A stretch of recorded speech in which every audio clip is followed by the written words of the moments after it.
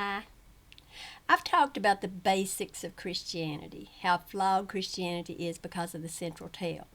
In this video, I want to point out some stories less central to the doctrine that Christians believe, but the tales are just too ludicrous to be accepted as truth. In other words, I'm saying that Christianity is factually flawed. Matthew 4:8 says, "Again the devil took him," Jesus, "to an exceedingly high mountain and showed him all the kingdoms of the world and their glory." When I was a Christian, I naturally thought nothing at all about the stupidity of that. Sure, go up on a super high mountain and you can see all around the globe from there, right? Wrong, of course. Even if the earth were flat, as some Christians believe, you still couldn't see all across it. And when I say you, I include Jesus. The eyesight of Jesus was no better than yours and mine. Mark 11:13 says, "Seeing a fig tree afar off, having leaves, he," Jesus, "came to see if perhaps he might find anything on it. When he came to it, he found nothing but leaves, for it was not the season for figs." Jesus was close enough to the tree to see it, but not close enough to see any figs that might be on it. Yet we think he could see around the world or across the flat earth. No, he absolutely could not. Now, before you say, "But he was the Son of God, he was a God himself, he could see it if he wanted to," let me ask you this: why then did the devil need to take him to the top of an exceedingly high mountain in the first place? If Jesus could see around the world, just stand in the valley with him and say, "Look at all the kingdoms." And here's another thing: did Jesus not already know about all the kingdoms? Was the devil more aware of them than Jesus, a God and the Son of a God? And how is the devil going to give a God anything? Does the devil own all the kingdoms? I thought Yahweh owned the cattle on 1,000 hills. So didn't all the kingdoms already belong to Jesus? Or does the earth belong to Satan as the older brother? Who knew? This story is ridiculous. We all know it is. It's no different than a story about a homeless man who wants to sleep on a park bench but is afraid someone might rob him or kill him during the night. So he turns himself into a dog for the night because he thinks people love dogs and nobody will harm him. Plus, as a dog, he can do some real damage with his teeth if anybody attacks him. Ridiculous, right? But you know what? If it were in the Bible, Christians would believe it happened. Why wouldn't they? They believe more astonishing tales than that. As my friend William Watson said, and I'm paraphrasing, if we asked a lot of Christians whether a worm can speak to a man, they'd say no. But if they read about it in the Bible, they'd say amen. Shoot, if the Bible talked about Santa Claus and said he goes to every single house in the world and down into chimneys to bring presents, Christians would believe it. One man said that if the Bible said 2 plus 2 equaled 5, he would find a way to make it work. Doesn't matter what that book says. People will believe it because the book says it. I read the other day about a woman who was prayed for, and 3 toes she had lost grew back right there on the spot. Christians, some of them anyway, believe that crap. Now, one would think that if the toes started growing, someone would have whipped out a camera to record it so the rest of us would believe. But I guess nobody there had a phone that could take pictures. I mean, they're really scarce, right? But hey, the Bible is clear on this. We can ask for anything, and Yahweh will grant our wish. Jesus pinky swore. People actually believe that if a house burns, but a Bible doesn't, it was a God who kept the Bible safe. Remember Beverly's sister-in-law? Beverly was super excited about the woman's house that burnt down, and she died. But her Bible, which was on her bedside table, didn't even have a burn mark on it. Beverly wrote, "Awesome, miracle from God." And Christians were like, "Oh my goodness, God is amazing." Okay, they might not say, "Oh my goodness," because only God is good, and they think saying, "Oh my goodness" is bad. Some of them anyway. I mean, I get it. The sister-in-law was just a human woman. There are plenty of those running around. But there's only one Bible. I mean, not tons of them everywhere for $1 each. Okay, maybe $1.25 now. Yes, Yahweh had to preserve his word. Too bad about Beverly's sister-in-law, but apparently Beverly didn't care that much for her anyway. The funniest thing I've heard is about the toes of a statue of Jesus that was suddenly pouring forth water. People were flocking to drink from the foot of the statue, thinking the water was holy. But, as we might expect, there was a natural reason that the water was pouring from the toes. The bathroom was clogged and was leaking. But back to craziness actually in the Bible. I can't take time to talk about all the weird things that we know can't happen, but I'll share a few. Yahweh, who is in everything and is everywhere, the creator of all that is, and a God who is a spirit, supposedly walked in a garden and sits on a mountain that is called his mountain. That was the spirit's home, although he's everywhere. Now, of course, since we have climbed the mountains and even gone into space, we know that Yahweh's home has moved far, far away. He went down and found out what was going on with the building of the Tower of Babel and didn't like it. So I guess eventually he moved to a new location, so he no longer had to worry about us building a tower to reach him. Animals somehow migrated from all over the world to climb onto Noah's boat, and the whole earth was covered with water after 40 days of rain. Then the few animals that came off the ark supposedly walked or flew back to their homeland. Rods or walking sticks or whatever turned into snakes. This wasn't just by the power of Yahweh either. Pharaoh's magicians were able to do the same. Magicians. Although Aaron's serpent swallowed up the serpents of the Pharaoh's magicians.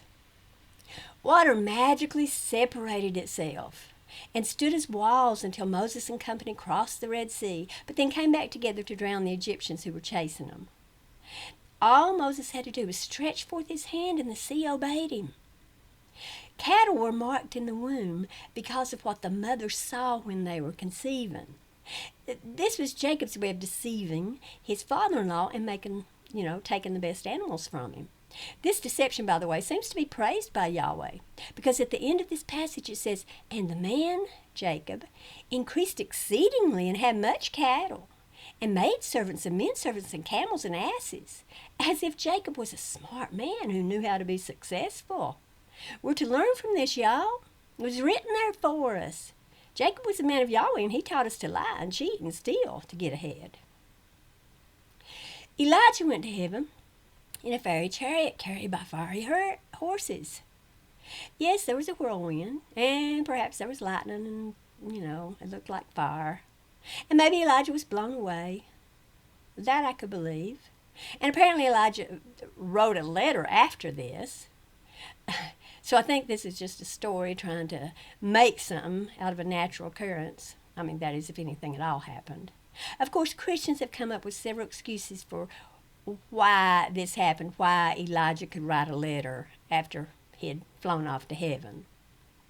These are just a few examples of stories that can't be true. The Bible contains more. For instance, we have all the magic that Jesus and his apostles performed. And I won't even go into all the contradictions in the Bible. Stories both in the Bible and ones we hear from Christians that supposedly happen today didn't and don't happen. Those of us who can reason know that. To quote my friend William Watson, whom I mentioned earlier, it's amazing how religion can convince people who are intelligent of things a child would not believe in. They teach kids in school how to think critically. They give them sentences and ask whether they could be true or false. At least they used to, not sure whether they still do. The teacher might say something like, "My dog told me this morning that he had a good dream last night about playing in the park." And the child then has to determine whether that could be true.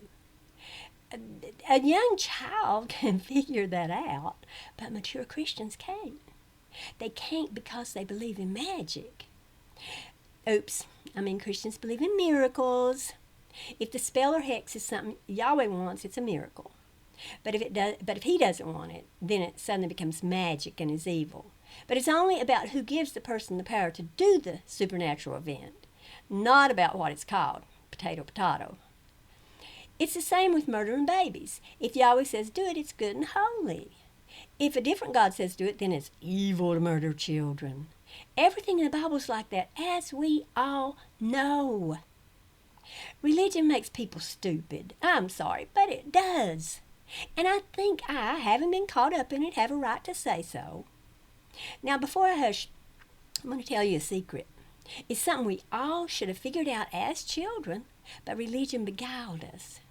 When you hear what it is, you're going to hit your head and say, duh. Well, if you're a Christian, you probably won't because you're beguiled. But here is the secret.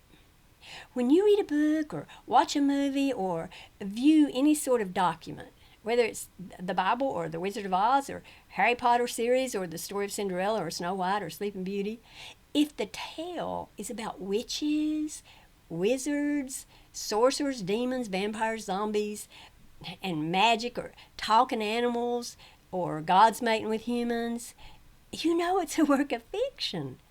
You do know that, don't you? If you're reading this, you should be old enough to know that. And it doesn't matter whether the book, article, or movie is newly published or was written thousands of years ago. It doesn't matter whether you know the author or not. It doesn't matter whether you bought it at a store or found it in a glass jar in a cave or it washed up in a bottle on the beach. If it contains stories about events and characters you know for a fact can't happen or don't exist, you know what you're reading or viewing is fiction. Oh, and if the manuscript you're reading says something like, they saw God and lived, and also no man can see God and live, you know it's a work of fiction. The same is true for things like God tempts no one and can't be tempted with evil, and then God tempted Abraham and you tempted God. You don't need to try to harmonize biblical contradictions. You don't need to make one verse say something it doesn't really say in order to match another verse. The book says what it says. And you just allow it to do that. And understand that it's a book of contradictions causing confusion all over the world in people who just can't reason well enough to know that the document isn't truth. Let's do a little experiment here. Try, if you will, to forget everything you know about the Bible. Try to forget that you believe a God exists. Now listen to what I'm saying and tell me what you think of the being I'm describing. Now, envision a blue dome above you and soft green moss below you. Everything's bright and beautiful. Suddenly something appears above you. It doesn't matter what it looks like or whether its voice is high or low. You don't know what it is or where it came from, but it speaks. And it says, I made you. Now, because I made you, you must do everything I say and bow down to me. Your life must be given to me. You aren't capable of knowing what you should do, and I don't think much at all of you, but I'll kill you if you don't obey me. Got that picture in your head? Now, how does it make you feel? How do you feel about this presence? Now, imagine the presence says, don't kill anybody. Go over there and kill those babies. Don't steal anything. Go over there and steal those jewels and also that land. Don't lie. Go over there and lie to those people. Treat others as you want to be treated. You can go buy those people and bequeath them to your children because, they'll be your property. There is no difference between a male and a female. A female must obey a male, and she can't speak when among males who are worshiping me. Obviously, I could go on with this, but I think that's enough. Do you think your first thought would be, wow, this being must be a God. It is so good and holy and compassionate and understanding. It is love personified, and its words are truly consistent and wise. I think if you're honest, you'd probably say the very opposite. In fact, I know you would. Just because we call something holy or name it God, that doesn't make it good. Just because it says it's good, that doesn't make it good. Just because it says killing people and enslaving people are fruits of love, that doesn't make it true. And just because a document says it's truth and comes from the creator of the world, that doesn't make it so. That thing in the sky, that being who thinks it's all that in a bowl of raspberries, well, it could be a demon. It could be a sorcerer. It could be a lesser god trying to usurp the true God. It could be Robert Birchtold. We have no idea what or who it could be. I mean, even if something did speak to us from the sky, which it won't, except as thunder or wind or some other natural event, that doesn't mean it's a God that we should worship. Speaking of Robert Birchtold, did you watch A Friend of the Family? Robert Birchtold, a friend of Jan Broberg's family, convinced her that the voice she was hearing was coming from two aliens called Zeta and Zethra. But Jan was 12 years old.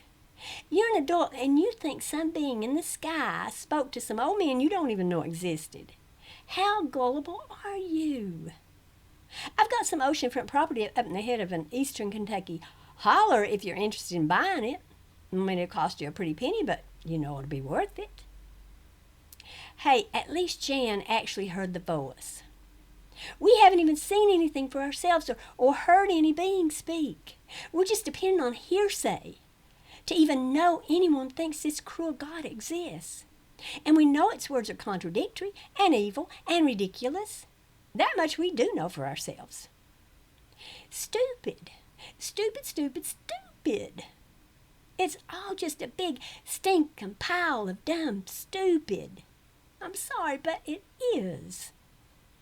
I know some of you won't accept this. You can't. But someday, when you reach the point that truth matters more to you than your beliefs, then you'll see it.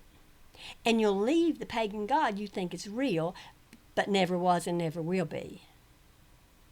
I wish you the best on your journey to truth. Thank you all, and thank you to my new subscribers. I've got a lot lately. I appreciate that. I appreciate all of you. Bye.